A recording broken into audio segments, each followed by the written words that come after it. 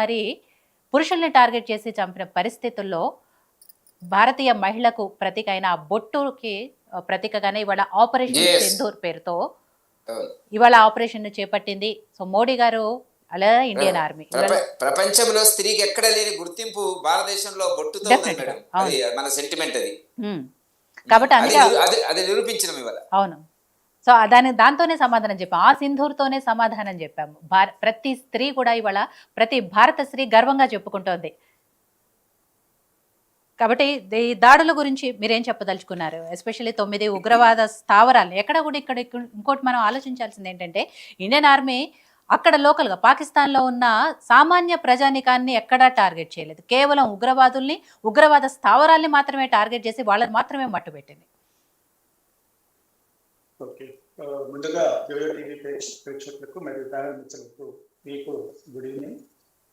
ప్రధానంగా భారతదేశం యొక్క సంస్కృతి సంప్రదాయాలు, దేశ భద్రత విషయంలో ప్రధానమంత్రులు, గత ప్రధానమంత్రులకు ఇప్పుడున్నటువంటి ప్రధానమంత్రి ఆలోచన విధానానికి చాలా ప్రస్ఫుటంగా ఇప్పుడు యుద్ధం సందర్భంలోనే కాకుండా గతంలో కూడా మీరు ఏ దేశంలో వెళ్ళినా గాంధీ గారి గురించో లేకపోతే అహింసావాదం గురించో అక్కడ దర్శించుకొని చెప్తున్నటువంటి పరిస్థితిలో ఇప్పుడు మీరు యుఎన్లో కానివ్వండి, లేకపోతే ఐక్యరాజ్య సమితిలో కానివ్వండి, లేకపోతే అమెరికాలో కానివ్వండి, ఎక్కడ పోయినా ఎటువంటి సందర్భాలు వచ్చినా మిత్ర దేశాలతోని ఆయన విజిటింగ్ లో కూడా ప్రపంచంలో శాంతి అనేది it is an prime requirement అనేది ఎప్పటికప్పుడు ఆయన చెప్పుకుంటూనే వెళ్తున్నాడు.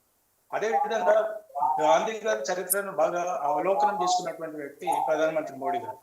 ఉదాహరణకు గతంలో గాంధీ గారి జీవిత చరిత్ర చూసినట్లయితే అంటే మన ప్రాణానికి ముప్పైనప్పుడు మనం కూడా వాడిని ఎదుటి వ్యక్తిని శత్రువును అంటే మనకు హాని చేసిన వ్యక్తిని మనం కూడా ఖండించడం తప్పు కాదు అని అంటారు.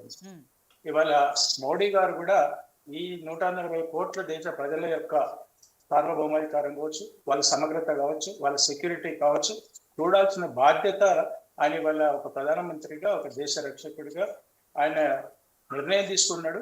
ఆ నిర్ణయం దిశలోనే ఉగ్రవాదం అనేటువంటి యాక్టివిటీస్ ని యాంటీ సోషలిస్టులని ఎక్కడైనా వాళ్ళు బేల్ చేయము, స్పేర్ చేయమనే ఉద్దేశంతో వాళ్ళ ఇండికేషన్ చాలా క్లియర్ కట్టించారు.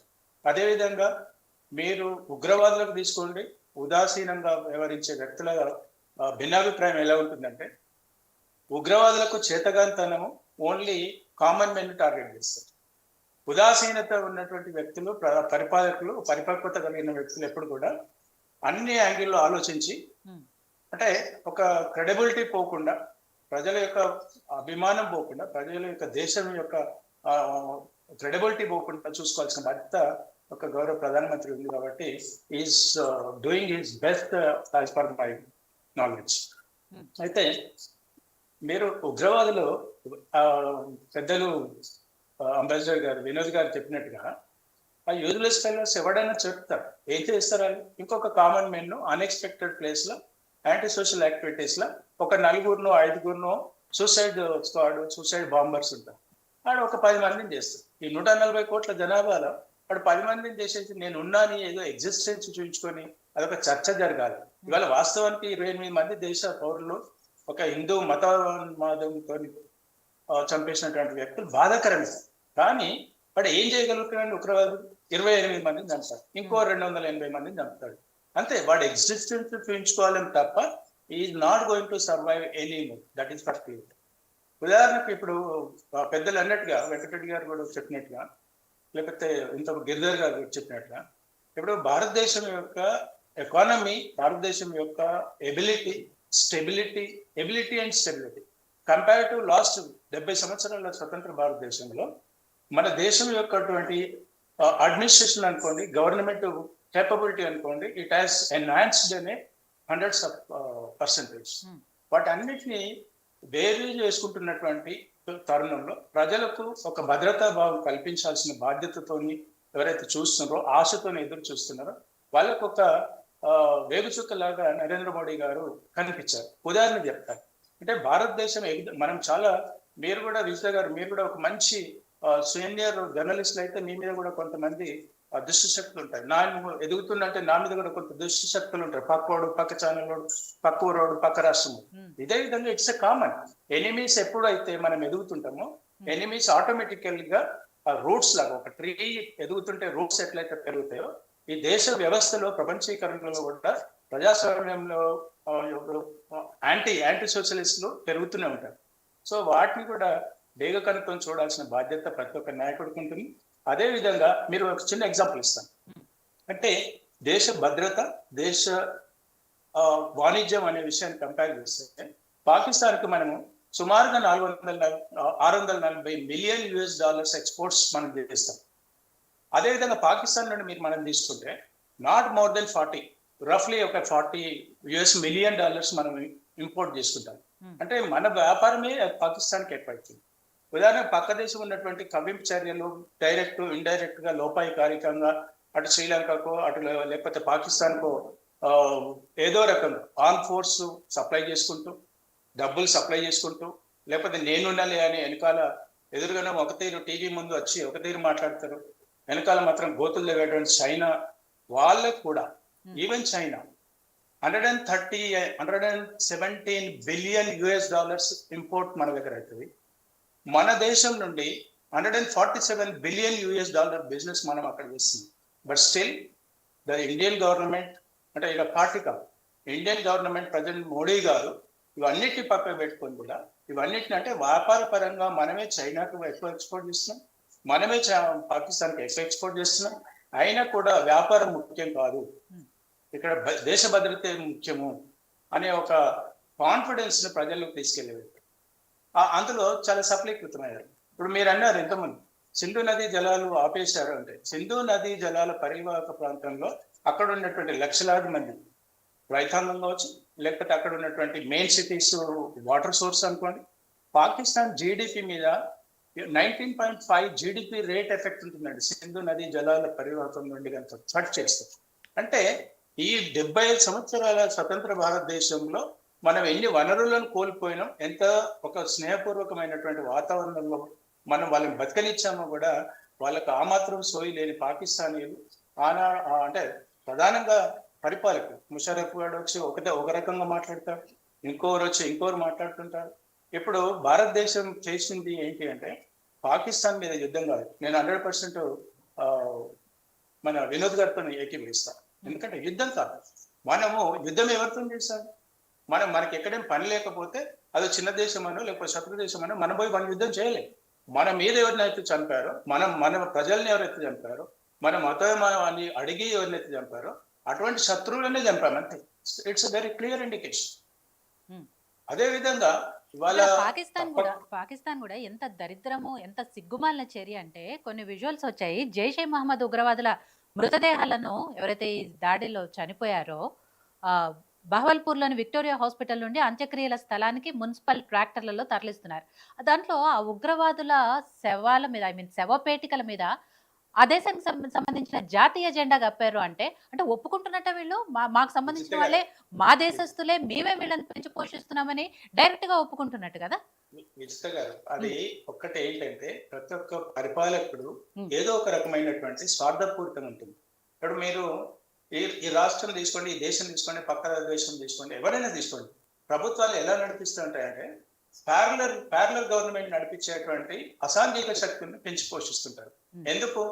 ఒక రాజ్యాంగపరమైనటువంటి ఒక ప్రజాస్వామ్యయుతంగా కొన్ని పనులు చేయలేరు కాబట్టి అప్రజాస్వామికంగా ఎప్పుడైతే చేయాలో ఇది ప్యారలర్ గా నేర్పించుకొని ప్యారలర్ గా డెవలప్ చేసేటువంటి ఈ ప్రభుత్వాలు అది ఎప్పుడు కూడా పక్కలో బెల్లం అంటారు కదా, అది వేడికే కూర్చుకుంటారు. ఇప్పుడు సమయస్ఫూర్తిగా ఒక 10 మంది సూసైడ్ బాంబర్స్ కావాలి, వాడికి ఎవడిస్తాడు? వాడి గవర్నమెంట్ ఎవరు రాడు, వాడి మిలిటరీ ఉండదు, కేపబిలిటీ లేదు, డబ్బులు లేవు, వెపన్స్ లేవు, ఆర్మ్స్ లేవు. మరి ఎవడు రావాలి?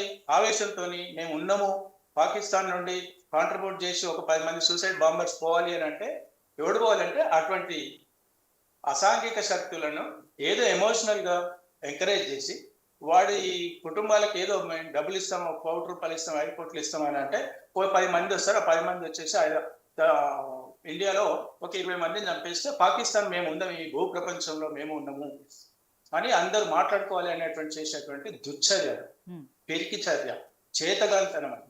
అదే పాకిస్తాన్ చేస్తుంది, మనం చేయలేమండి. ఇవాళ ఈ గ్లోబలైజేషన్ లో ఈ ప్రపంచంలో ఇంతమంది 140 కోట్ల జనాభాలో గత ప్రభుత్వాలు కానివ్వండి, ఈ 10 సంవత్సరాల నుండి ఉన్నటువంటి నరేంద్ర మోడీ గారి ప్రభుత్వం ఒక 100 మంది సూసైడ్ బాంబర్స్ చేయలేరని, కానీ అది మన నేపథ్యం కాదు, మన బ్లడ్ అలాంటిది కాదు, మన ఆలోచన విధానం అని కాదు. అందుకే ఇవాళ మనం అది చేయగలుగుతున్నాం. ఇవాళ మీకు అంటే ఒక వాణిజ్య పరంగా కానివ్వండి, గ్లోబలైజేషన్లో జీడిపి పెరుగుతున్నటువంటి సందర్భంలో కానివ్వండి, మీరు గత ప్రభుత్వాలకు కనుక చూసినట్లయితే నరేంద్ర మోడీ గారు అంటే భారతీయ జనతా పార్టీ నరేంద్ర మోడీ గారి ఆధ్వర్యంలో వచ్చిన తర్వాత మీకు సుమారుగా 7 లక్షల billion dollars increase in the securities. అంటే ఈ దేశంలో గత సంవత్సరానికి ఈ సంవత్సరానికి చూస్తే 9 నుండి 10% ఆర్మ్ ఫోర్స్ మీద అత్యధికంగా స్పెండ్ చేయగలుగుతుంది. భారతదేశం స్పెండ్ చేస్తుంది. ఎందుకంటే మనం పెరుగుతున్నాం, మన శత్రువులు కూడా పెరుగుతుంటారు, ఇండైరెక్ట్ గా డైరెక్ట్ గా పెరుగుతుంటారు, అంతర్గతంగా పెరుగుతుంటారు. దీన్ని మనం ఎప్పటికైనా కట్టడి చేసుకోవాలనేటువంటి క్రమంలో అటు నేవీ కానివ్వండి, ఎయిర్ ఫోర్స్ కానివ్వండి, మిలిటరీ కానివ్వండి, భారతదేశ బడ్జెట్ లో 10% ఇంక్రీజ్ చేస్తారు గత ఇయర్కి ఈ ఇయర్ చూసినాం.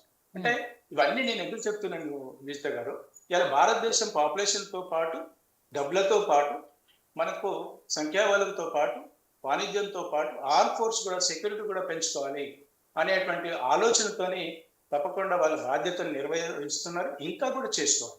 అదేవిధంగా పాకిస్తానీయులు కూడా తప్పకుండా 200% ఆయన టెలింగ్ 200% వాడు ఎంత పెద్దగా చేస్తాడనేది కాదు, definitely they are going to do some illegal activity. వాడు సూసైడ్ బాంబర్ ఏ రూపంలోనో రావచ్చు, ఎక్కడో సీలో రావచ్చు, లేకపోతే ఇంకెక్కడైనా బార్డర్లో ఉన్నటువంటి రాష్ట్రాల నుండి కావచ్చు. ఉదాహరణకు అదేవిధంగా చైనా గురించి మాట్లాడినప్పుడు శ్రీలంక ఒక తమిళనాడు గురించి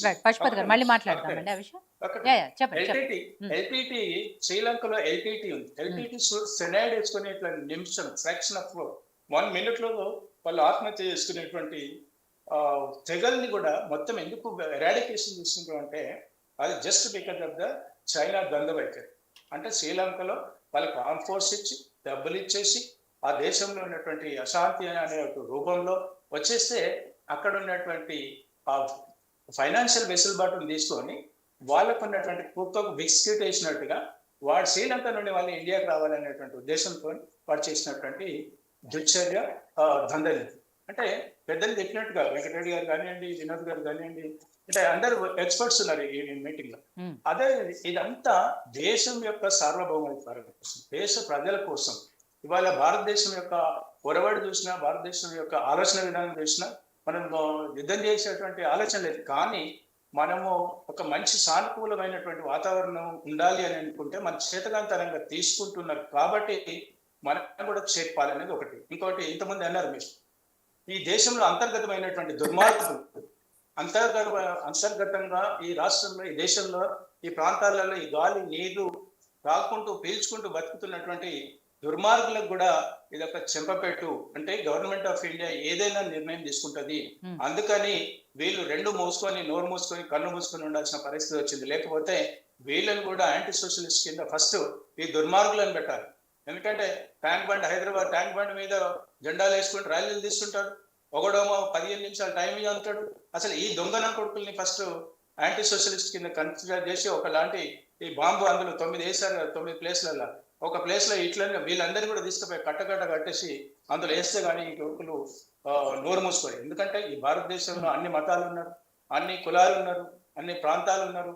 ఈ దేశ సార్వభౌమాధికారం కోసం ఆలోచించకుండా, ఈ దేశ సమగ్రత కోసం ఆలోచించకుండా, ఈ దేశ ప్రజల యొక్క సుభిక్షంగా ఉండాలనేటువంటి ఆలోచన లేకుండా చేసేటువంటి అంతర్గత దుర్మార్గులపైన కూడా ఉత్పాదం మోపాలి, అటువంటి చర్యలు తీసుకోవాలి. I will appreciate in government of India and Assam government లో ఒక ఎమ్మెల్యే, ఒక శాసనసభ